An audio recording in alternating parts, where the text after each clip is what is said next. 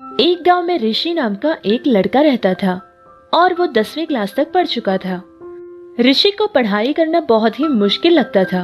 उसको पढ़ना बिल्कुल अच्छा नहीं लगता था, जिससे वो 10वीं क्लास तक पढ़कर अपनी पढ़ाई को रोक देता है। ऋषि का पिता एक एटीएम के पास सिक्योरिटी गार्ड का काम करता था।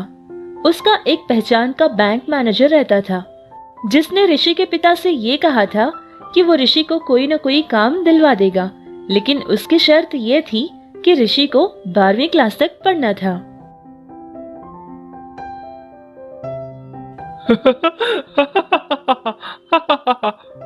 क्या कर रहे हो? वो पिताजी, मैं फोन देख रहा था। हाँ हाँ, वो तो मैं भी देख रहा हूँ, लेकिन मैंने तुम्हारे फोन के बारे में नहीं, जिंदगी के बारे में पूछा था। जिंदगी में कुछ करना या आगे बढ़ने का कुछ सोचा है क्या, या फिर 24 घंटे इस फोन के साथ लगे रहोगे? वो पिताजी, वो मैं बंद करो अपनी बकवास। देखो ऋषि, जब तक तुम्हारा पिता जिंदा है तब तक के लिए तुम्हारे खाने पीने की चीजों में कोई कमी नहीं होगी, लेकिन उसके बाद तुम क्या करोगे? क्या भीख मांगोगे? वैसे भी मैं तुम्हें कोई मेहनत करने के लिए थोड़ी ना कह रहा हूँ, बस मैं तो इतना कहता हूँ कि मन लगाकर पढ़ाई करो। जब मैं बहुत छोटा सा था तभी मेरे ऊपर बहुत सारी जिम्मेदारियां थी ऋषि, और तुम्हारी माँ और तुम्हें बहुत मेहनत करके मैंने पाला पोसा है। इतनी मेहनत करके मैं तुम्हारी फीस भरता हूँ और बस यही चाहता हूँ कि तुम मन लगाकर पढ़ाई करो, लेकिन तुम बहुत ही मुश्किल से 10वीं क्लास पास तो हो गए थे। कैसे भी करके 12वीं तक पढ़ाई करो। रोजाना ये तुमसे ऐसे बार बार बात करना मुझे अच्छा नहीं लगता इस बारे में, समझ रहे हो ना? और वैसे भी 4 साल से खाली बैठकर घर में खा रहे हो, और तुम जैसे बेकार आदमी के पास ये फोन की क्या जरूरत? पता नहीं तुम कब सुधरोगे। ऋषि ये सब कुछ अपना सर झुकाए सारी बातें चुपचाप बैठकर सुन रहा था, क्योंकि ऋषि को अपने पिता की ये सारी बातें सुनने की आदत पड़ चुकी थी। ऋषि का पिता जो भी कहना चाहता था वो सब कुछ कहकर दोबारा से वहां से चला जाता है, लेकिन ऋषि पूरा दिन कुछ भी खाए पिए बिना ऐसे ही बैठा रहा। ऋषि की माँ भी एक होटल में सब्जियां काटने का काम करती थी। अपना काम पूरा करके वो घर वापस आई थी और अपने बेटे को ऐसे उदास देखकर कहने लगी, क्या हुआ ऋषि, ऐसे क्यों बैठा है? तूने कुछ खाया? हाँ हाँ, खाया ना। आपके पति ने मुझे खूब खिलाया था। ये क्या बोल रहा है तू? पति? ऐसे भी तो कह सकता था कि तेरे पिताजी ने कहा था। और वैसे भी ऋषि, वो जो कुछ भी कहते हैं ना, ठीक ही कहते हैं। तेरी ही तो भलाई के लिए है ना बेटा। वो तो बस यही कहते हैं ना बेटा कि मन लगाकर पढ़ाई कर, जो कि तेरे जिंदगी और भविष्य के लिए अच्छा होगा। अरे माँ, आप भी पापा की साइड ही लेती हो हमेशा। कोई मेरे बारे में कभी नहीं सोचेगा क्या? मैं नहीं पढ़ पा रहा हूँ माँ। एग्जाम के समय मुझे कुछ भी याद नहीं आता, तो मैं क्या करूँ माँ? मैं कुछ याद नहीं रख पा रहा हूँ। मुझे पता है कि पिताजी कितनी मेहनत करके पैसा कमाते हैं, और कॉलेज फीस, इन सारी चीजों में उनका पैसा बर्बाद करना मुझे पसंद नहीं है माँ। मैंने तो पहले भी कहा था कि मैं मैकेनिक बनना चाहता हूँ, लेकिन आप लोगों ने मुझे कभी उस काम के लिए जाने ही नहीं दिया। लेकिन आप लोग तो हमेशा बस एक ही बात कहते हो कि पढ़ाई करो, पढ़ाई करो। अरे माँ, जो काम मुझे करना आता ही नहीं तो वो मैं कैसे करूँ माँ? देख बेटा, आजकल की दुनिया में पढ़ाई नहीं तो कुछ भी नहीं। जो अच्छे से पढ़ेगा उसी को अच्छा काम भी मिलेगा, वरना तुम भी हम लोगों की तरह हो जाएगा तो हमें बहुत बुरा लगेगा ना बेटा। दुनिया में ऐसे बहुत सारे लोग हैं माँ, जो कि करोड़ों का बिजनेस करते हैं, लेकिन वो लोग बहुत ज्यादा पढ़े लिखे भी नहीं है माँ। आप लोगों को ये बात क्यों नहीं समझ आती है माँ कि बिजनेस से पढ़ाई का कोई संबंध नहीं है। बिजनेस तो बिजनेस होता है माँ। अरे अब ये बिजनेस बिजनेस हम जैसे लोग थोड़ी ना कर सकते हैं। अरे माँ, बिना पढ़ाई के भी एक छोटा सा काम से शुरू करके लोग करोड़ों का बिजनेस कर रहे हैं माँ। ऐसे भी बहुत सारे लोग हैं, लेकिन आप लोगों को मेरी बात कभी नहीं समझ आएगी माँ। ऋषि की कही सारी बातें सुनकर उसकी माँ को ये लगने लगा कि कहीं न कहीं ऋषि भी ठीक कह रहा है। ये सोचकर वो अपनी सोने की चेन निकालकर अपने बेटे को दे देती है। ऋषि भी बहुत खुश होकर उसकी माँ की सोने की चेन ले जाकर बेचता है और उसके जो पैसे उसको मिलते हैं उससे सोचता है कि कोई अच्छा सा काम शुरू करेगा। बहुत सोचकर ऋषि ने पानी पूरी और चाट बेचने का एक ठेला लगा लेता है। ऋषि का पिता ऋषि से बहुत ही नाराज था और ऋषि के ये काम शुरू करने के बाद तो उसका पिता पूरी तरह से उससे बात करना भी बंद कर देता है, क्योंकि बेटे का इस तरह ये सारे काम करना उसको अच्छा नहीं लगता था। ऋषि बहुत ही मेहनत करके काम किया करता था, जिससे ऋषि को फायदे अच्छे ही मिल रहे थे। ठीक उसी समय उसके ठेले के आगे रहने वाले चैट सेंटर वाले ने आकर ऋषि से बात की थी। देखो, तुम अपना ठेला यहाँ से निकाल दो, समझ रहे हो ना? बस 2-4 दिन में आकर कोई भी मेरा बिजनेस खराब करेगा तो मैं देखता चुप नहीं बैठूंगा। इस तरह उसने ऋषि को वार्निंग दी थी, लेकिन ऋषि ने इन सारी बातों के बारे में बिल्कुल नहीं सोचा था। वो अपना काम ऐसे ही कर रहा था और उसको अच्छे से फायदे भी मिल रहे थे। ऐसे ही कुछ दिन गुजर जाते हैं। फिर वो चैट सेंटर वाले ओनर को बहुत ज्यादा गुस्सा आ जाता है और वो मौके की तलाश में रहता है। एक दिन की बात है कि ऋषि के पानी पूरी के ठेले के पास बहुत सारे लोग खड़े हुए थे और तभी वो चैट सेंटर वाला ओनर वहां पहुंच जाता है और सारे लोगों से ये कहता है कि ऋषि जो पानी पूरी में पानी डालता है वो बहुत ही गंदा पानी है। उसको खाने की वजह से कुछ लोगों को उल्टियां होने लगी और कुछ लोगों का तो पेट ही खराब हो गया। सारे लोगों को वो ओनर ये भी सलाह देता है कि ऐसे सड़क पर बेचने वाली चीजों को ना खाए, बल्कि किसी अच्छी सी दुकान में जाकर खाया करे, जिससे लोगों की तबीयत न बिगड़े।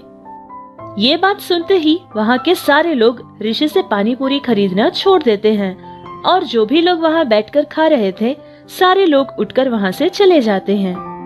और तो और कुछ लोग ऋषि के पास आकर उसको गालियां भी देने लगते हैं, जिसके मन में जो चल रहा था सब कुछ सुनाकर चले जाते हैं। ये सब देखकर ऋषि बहुत परेशान हो गया था। फिर दूसरे दिन से ऋषि के ठेले के पास कोई नहीं आता था, उससे कोई पानी पूरी नहीं खरीदता था। उस चैट सेंटर के ओनर के कुछ लोग आकर वहाँ कहने लगे कि ऐसा काम करता है जिससे लोगों की तबीयतें खराब होती है, तुम्हें यहाँ हम कोई काम करने नहीं देंगे। ये सब कुछ कहकर उसका पूरा का पूरा ठेला बर्बाद कर देते हैं, तोड़ फोड़ कर वहाँ से चले जाते हैं। अपने ही आंखों के सामने ये सब कुछ बर्बाद होते हुए ऋषि देखकर बहुत परेशान हो जाता है, लेकिन वो कुछ नहीं कर पाता है। बहुत ही परेशान होकर बैठ जाता है। उसके कुछ समझ नहीं आता है कि अब वो क्या करे। दिन रात उसने मेहनत करके ये सब कुछ हासिल किया था और एक ही झटके में सब कुछ बर्बाद हो गया। सोचने लगा कि अब वो उसके माँ के सामने किस मुंह से जाएगा या फिर उसके पिता को क्या जवाब देगा। ये सब कुछ सोचते हुए बहुत ही उदास और परेशान होकर एक पेड़ के नीचे रोता हुआ बैठ जाता है और तभी उसके पास एक बूढ़ा आदमी आ जाता है और पूछता है कि ऋषि इतना ज्यादा क्यों रो रहा है। उस बूढ़े आदमी के पूछने के बाद भी ऋषि उसको कोई जवाब नहीं देता है और तभी वो बूढ़ा ऋषि से कहने लगता है, देखो बेटा, मैं जानता हूँ कि तुमने कभी किसी के साथ कोई अन्याय का काम नहीं किया है और मैं तुम्हारे बारे में सब जानता हूँ। तुम्हें दुखी होने की कोई जरूरत नहीं है। जिसने भी तुम्हें दुख पहुंचाया है, कल से उसका सारा का सारा काम नुकसान में ही जाएगा। मैं तुम्हें एक जादुई बीज दूंगा, जिसको ले जाकर तुम अपने ठेले के पास गढ़ा देना और वहां एक बहुत ही सुंदर सा पेड़ उगेगा। मैं तुम्हें एक मंत्र सिखाता हूँ, फिर उसके पास जाकर वो मंत्र पढ़ना, ठीक है? इतना कहकर ऋषि को वो मंत्र सिखाकर वहां से चला जाता है।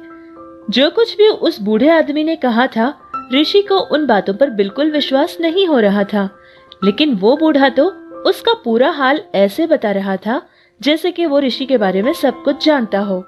ऋषि ने सोचा कि एक छोटी सी बीज ही तो है, गाड़ने पर उसका क्या जाएगा।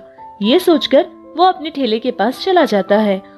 फिर उस बूढ़े के दिए उस बीज को जमीन में एक गड्ढा खोदकर उसमें गाड़ देता है और घर चला जाता है। दूसरे दिन सुबह आकर देखता है कि वहाँ तो सचमुच में ही एक बहुत बड़ा सा पेड़ उगा हुआ था, जिसे देखकर ऋषि तो सचमुच में बहुत हैरान हो जाता है और सोचता है कि जैसे कि उस बूढ़े ने कहा था बिल्कुल वैसे ही एक पेड़ उगा हुआ है। फिर तब ऋषि ने सोचा कि अब वो मंत्र पढ़कर देखेगा। जैसे ही ऋषि ने मंत्र पढ़ा था वैसे ही उस पेड़ पे पानी पूरियां उगने लगी, जिसको देखकर ऋषि बहुत ही हैरान था।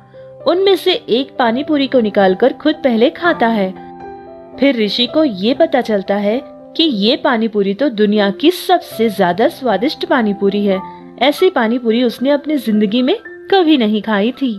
धीरे धीरे लोग ऋषि के पास आने लगे। ऋषि सारे लोगों को यही बात कहने लगा कि उसके सपने में भगवान प्रकट हुए थे और भगवान ने ही उसको ये जादुई पानी पूरी वाला पेड़ दिया था। ऋषि की कही बात सुनकर गांव वाले तो उसको पागल की तरह देख रहे थे। सब लोग ये कह रहे थे कि ऋषि जो कुछ भी बोल रहा है वो सब कुछ झूठ है। लेकिन जब ऋषि ने उन सारे लोगों के सामने मंत्र पढ़ा और पेड़ से जैसे ही पानी पूरी आने लगी, ये सब देखकर सारे लोग उस पर विश्वास करने लगे और बहुत ही खुशी खुशी उसके बेचे पानी पूरी खाने लगे। सारे लोगों को उस पेड़ की पानी पूरी वाला स्वाद बहुत अच्छा लगा था। दूर दूर से लोग ऋषि के पास आकर पानी पूरी खाया करते थे। धीरे धीरे ऋषि बहुत सारा पैसा कमाने लगा और उसका काम बहुत ज्यादा बढ़ जाता है। ये सब देखकर वो चाट सेंटर वाला ओनर उससे जलने लगा। लाख सोचने के बाद भी उसको ये समझ नहीं आया था कि आखिर ऋषि के पास ये जादुई पानी पूरी वाला पेड़ आया कहाँ से था। उससे ये सब कुछ देखकर बर्दाश्त नहीं हो रहा था। फिर एक दिन वो ओनर ऋषि के पास चला जाता है और उससे पूछता है कि ये सब कुछ कैसे हुआ। फिर ऋषि भी पूरी बात सच्चाई के साथ उसको बता देता है कि उसके साथ क्या क्या हुआ था। वो चैट सेंटर वाला ओनर भी ठीक उसी पेड़ के पास जाकर बैठकर रोने लगा और उस बूढ़े का इंतजार करने लगा। फिर उसके पास भी वो बूढ़ा आ जाता है और पूछता है कि वो क्यों रो रहा है। वो चैट सेंटर वाला ओनर भी सब कुछ बताता है। उसके बाद वो बूढ़ा उस आदमी को भी एक बीज देता है और कहता है कि उसके दुकान के आगे इसको गढ़ा दे। फिर उस आदमी को भी एक मंत्र सिखाकर वहां से चला जाता है। वो चैट सेंटर वाला ओनर जैसा बूढ़े आदमी ने कहा था बिल्कुल वैसा ही किया था। उस बीज को अपनी दुकान के आगे गढ़ा देता है और दूसरे दिन आकर देखता है कि सचमुच में एक बहुत बड़ा पेड़ उसके भी दुकान के आगे लगा हुआ था, जिसको देखकर वो मंत्र पढ़ने लगा। जैसे ही उसने मंत्र पढ़े थे उस पेड़ से पानी पूरी उगने लगे। वो चैट सेंटर वाला ओनर ये सब देखकर बहुत खुश हो जाता है और लोगों को उसकी दुकान के पास बुलाता है और बहुत सारे लोगों को पानी पूरी निकाल कर देने लगता है। जैसे ही लोग उसके पेड़ के पानी पूरी खाने लगते हैं उन सारे ही लोगों की तबीयत खराब होने लगी, उनको उल्टियां होने लगी और फिर उस दिन से उस चैट सेंटर के पास कोई नहीं जाता था। गांव का कोई भी आदमी उसके पास कोई भी चीज नहीं खरीदता था। सारे लोगों को ये बात पता चल गई थी कि कौन मेहनत करके और सच्चाई से काम करता है और कौन लोगों को धोखा देता है। इस तरह जादुई पानी पूरी वाले पेड़ की वजह से ऋषि की जिंदगी बहुत ही खुशी खुशी गुजरने लगी।